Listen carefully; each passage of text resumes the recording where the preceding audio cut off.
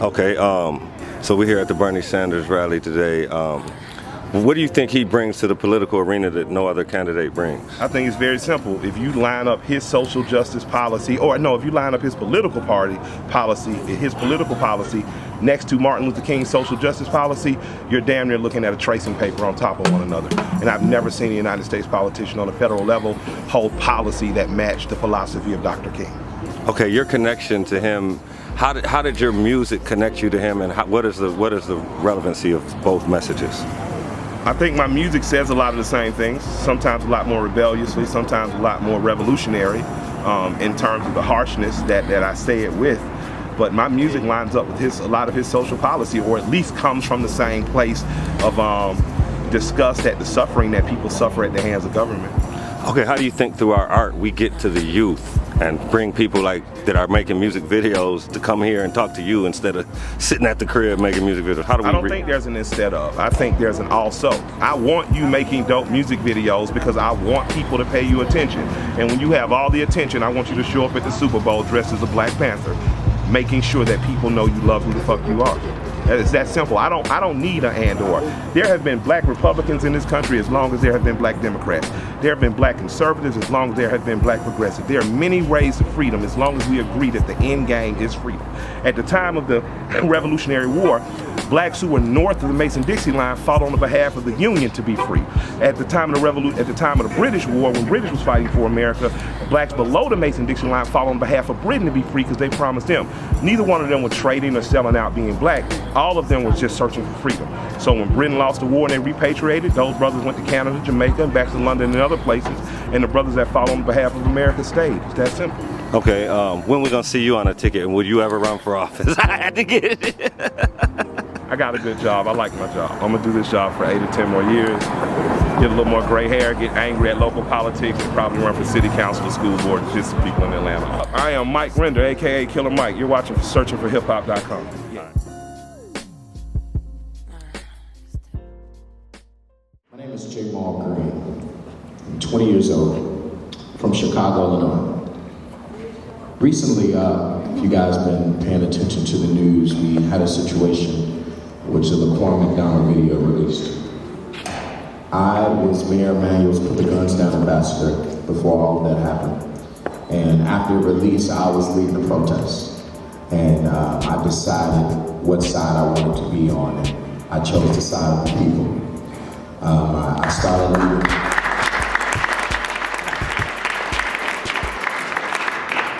leading protests, and even went to his house, and to wake his neighbors up, and his family saw everything, but just to keep pressure on him to let him know that enough is enough. I'm tired of the big money in politics. I watched this mayor give all of our tax money and the tip funds to wealthy millionaires to build Marriotts, to build upscale apartments downtown. They knocked down our projects just to build upscale apartments that's going to cost $3,000 a month. So that's all come from the big money. All these people that are donating to his campaign. All these people that are supporting him that are wealthy that want kickbacks. And so that's why I'm here today, supporting Bernie Sanders. Because I think Bernie Sanders can restore hope within youth like myself. Because we want to know, why do our vote matter? Why do our vote matter? What is this candidate going to do for us? Because in the past, you see, it hasn't done anything. It hasn't done anything. So I support Bernie Sanders because he understands that police officers should be held accountable when they do wrong.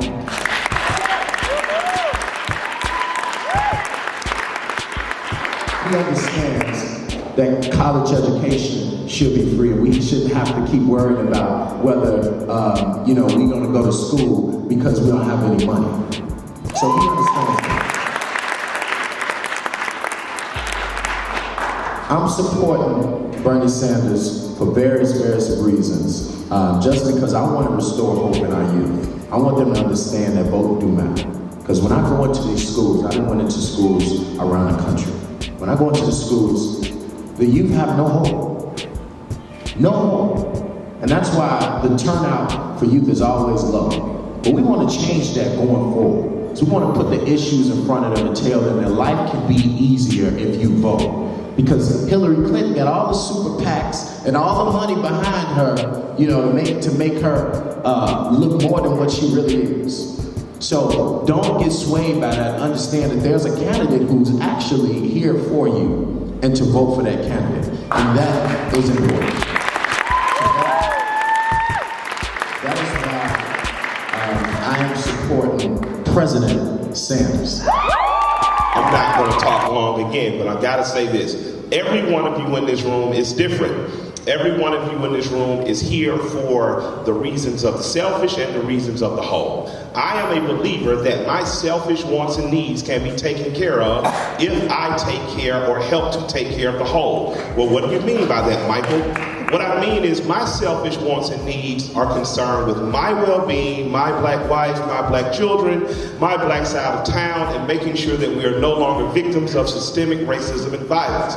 That's what brings me here, because Bernie Sanders talked about reinstating the Voters' Rights Act that our Supreme Court gutted by Scalia.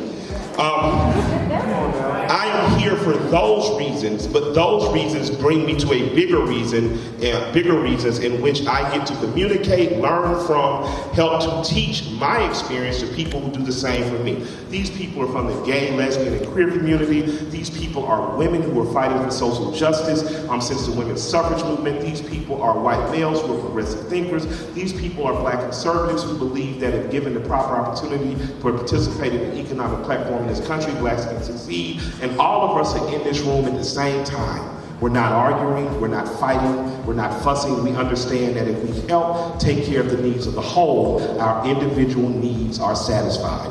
That is why I'm here. I'm here for my own selfish reasons, and I'm here for your cause, and your cause, and your cause, and your cause, because I truly believe that in matters of youth unemployment, if I have a president that cares about that, then my 20-year-old son, who I had when I was too young to be having children, stands a better chance at becoming a successfully employed person and or entrepreneur. I believe in free education because I travel the world for a living, and we have the only industrialized country who thinks they're the shit, whose children are not bilingual. The people that your children are competing with are already bilingual. The people that your children are competing with are already skyrocketing past your children in math and science because they're educating their children, and we're teaching children to cheat on tests. I am here because if I take my individual needs and I put them on a candidate whose policy best mirrors what my idea of social justice is, I come in line with Bernie Sanders. And I'm here because I understand that my problems are not just the problems of the world. So whatever you bring to the table can be taken care of too. It can be taken care of through free education. No mother who's having a child at Grady Hospital should have to worry about health care. No parent who has a child with diabetes, with epilepsy, or anything else should be worried about how they're going to mortgage their debt versus that child's college education. And if we just come up with the one-payer system, if we just do what our friendly neighbors Canada have done, we could become a much less stressed country because we don't worry about that bullshit anymore. That's why I'm here. So in closing, there's an African proverb that says many hands make for light work. I am very, very glad we're in a circle lifting the bullshit away together. I'm very glad that we are behind the next president of the United States, and I'm very glad that because I care about my needs and yours, that finally we're going to see a diverse coalition of people push past the prejudices and bullshit that we're sold every day from CNN and Fox, and we're going to see that only working together do we make this country a better place.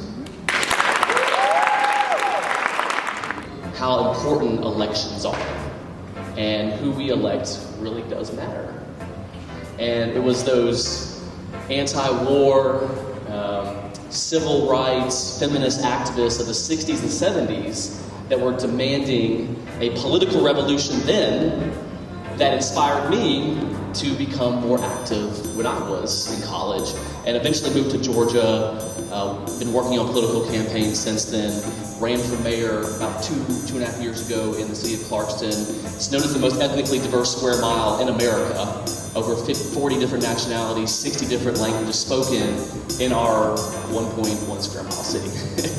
And one of the things I realized during that campaign is there's a lot of people out there who I believe think issues like race, gender, sexual orientation, a lot of people have transcended those issues, and they're actually more concerned about solving problems and moving our society forward.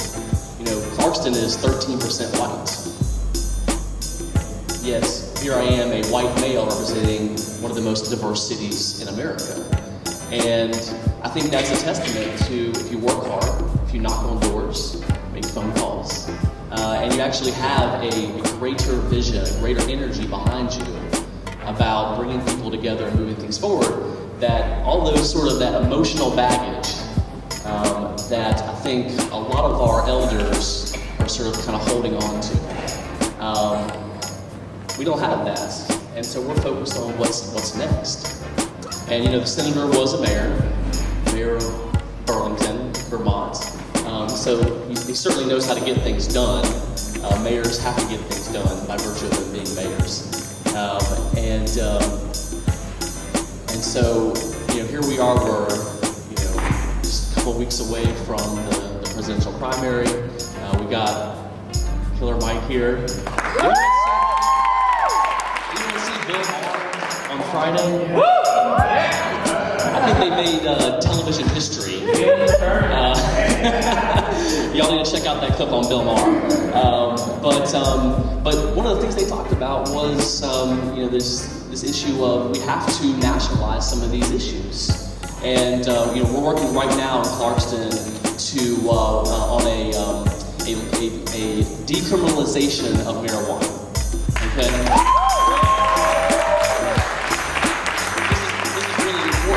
Because in Georgia, you get arrested for, it doesn't matter how much you're possessing, you're going to the state court system. Thousands of dollars of fines, probation, going to the criminal database. Well, guess what? Mayors, city council members around Georgia and county commissioners can pass what's called concurrent jurisdiction, and they can do ticket-only offense. To where if you do get picked up and you have possession of less than 1 ounce, you just get a little municipal ticket, a small fine, doesn't go on your criminal court record.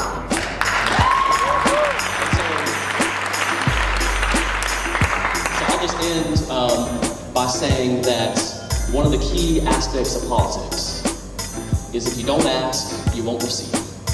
And the worst that someone can say is no. And so what we're going to be doing here later today and for the next several weeks is we're going to be asking a lot of people to vote for Senator Sanders on March 1st. And hopefully a lot of them are going to say, yes, I'm going to go out and vote. If they say no, don't worry about it. We're going to go on to the next person. We've got thousands and thousands of people to call. So we need to keep going to the next person because it's all about turnout. When young people turn out, when voters turn out, Senator Sanders is going to win, and certainly in November, Democrats are going to win. Thank you. I guess my question is, it came to my attention, and I might be super wrong on this, but that we don't really have a Democrat from Georgia running for the Senate, and so I read on Reddit or something like that, and so I was wondering if that's something that you were thinking of looking into, since the movement starts from the ground up. I have a damn good job. People pay me an exorbitant amount of money to jump around on stage for a living. And I had children too early. I have 4 children. So for the next 8 years, until Mikey graduates, I have to keep rapping and singing and dancing. And Al Franken is a hero. I've admired what he's been able to do out of New York. And I think that, you know why I really honestly respect and thank you for that question is because if you did watch Bill Maher Friday, you saw Bill check the shit out of Anna, the Republican lady, about just calling Margaret Child a comic.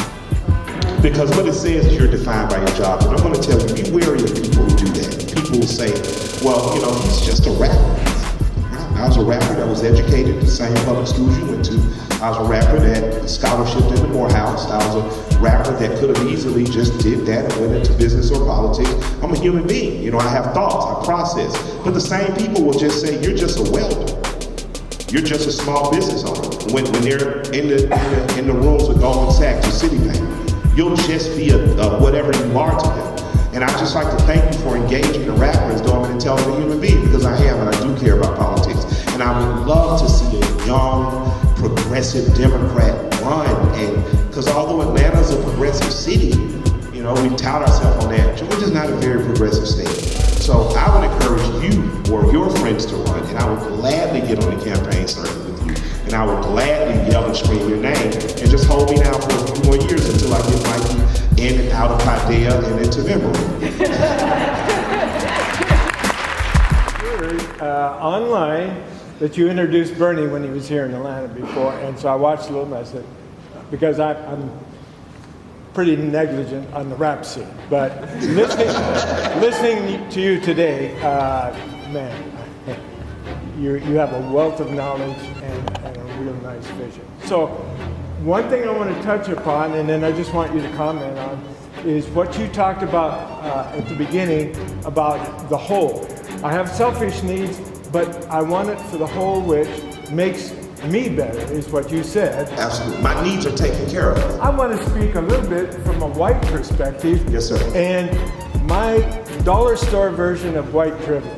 Yes, sir. I didn't have a big, a mansion to grow up in, but I think for white people in this movement is that you go like, well, I'm really pretty well off. I mean, I can get a job when I want and everything, but if you go by that principle of justice for all and an equal society, economic, it's going to be better than your white privilege. It's going to raise us much better, for the whole country. It's going to live up to its promise, I believe, as a white person. I agree. And the reason I said the selfish needs, because I'm a black father of 4. I am very conservative in many of my thoughts and values. It is very difficult to get me to donate dollars to anything that I don't personally know is helping. I am much more likely to roll up on a grassroots organization in the Bluff and give them cash out of my pocket than I am to be inspired for whatever telethon you're telling me things. So from a conservative standpoint, I understand what Jane Elliott calls it white ignorance. And what it is, it's interesting to say white privilege, because white people know they're privileged. That's why they act like, what are you talking about? And not all white people, the ones who like to hide. It's a self-imposed ignorance, so you ignore it. So instead of saying that everyone can afford to live or everyone can live in a community of equal opportunity, see, I'm still a capitalist. I'm a compassionate capitalist. I like money. I like earning money. But I don't have to earn money at your expense. I can sell you a fair product, a decent product at a fair price for profit. I can do that. I sell haircuts for a living, yet I don't cut hair. I am a capitalist, but I have compassion. So my white friends on the conservative side, what I want to say to you is, the challenge, the grand challenge of conservatism has always been to take care of yourself, to make sure that society to make sure that government doesn't take more and more of. But if you have a government that grants equal opportunity through education, through healthcare, through economics, through fair pay for women, through fair pay and hire for minorities, if you have that society, you are raising a more conservative view of society. You're raising people who can take care of themselves, therefore they're better for their communities. Their communities become self-sufficient because when you start paying McDonald's workers $15 an hour, their housing improves, their grass grows. The school system becomes better. Moms actually can be at PTA meetings. So by investing in these radical ideas that give people an equal opportunity, it doesn't take your money and make people equal. It provides an equal opportunity from a child to an adult to grow a human being that's self-sufficient, that adds to the community more than it takes away. But it takes some investment. It takes some investment. When you was here in Atlanta before, and so I watched a little bit. I said, because I'm pretty negligent on the rap scene, but listening to you today, man, you have a wealth of knowledge and a real nice vision. So one thing I want to touch upon, and then I just want you to comment on, is what you talked about at the beginning about the whole. I have selfish needs, but I want it for the whole, which makes me better, is what you said. Absolutely. My needs are taken care of. I want to speak a little bit from a white perspective. Yes, sir. And my dollar store version of white privilege. Yes, sir. I didn't have a big a mansion to grow up in, but I think for white people in this movement is that you go like, well, I'm really pretty well off. I mean, I can get a job when I want and everything. But if you go by that principle of justice for all and an equal society, economic, it's going to be better than your white privilege. It's going to raise us much better, for the whole country. It's going to live up to its promise, I believe, as a white person. I agree. And the reason I said selfish needs because I'm a black father of 4. I am very conservative in many of my thoughts and values. It is very difficult to get me to donate dollars to anything that I don't personally know is helping. I am much more likely to roll up on a grassroots organization in the Bluff and give them cash out of my pocket than I am to be inspired for whatever telethon you're telling me the things for. So from a conservative standpoint, I understand what Jane Elliott calls it white ignorance.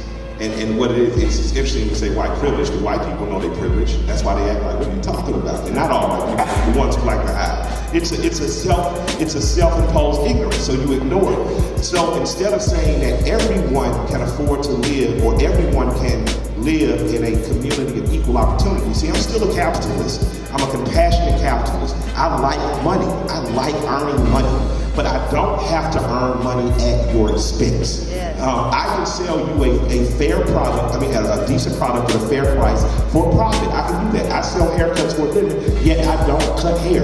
I am a capitalist, but I have compassion.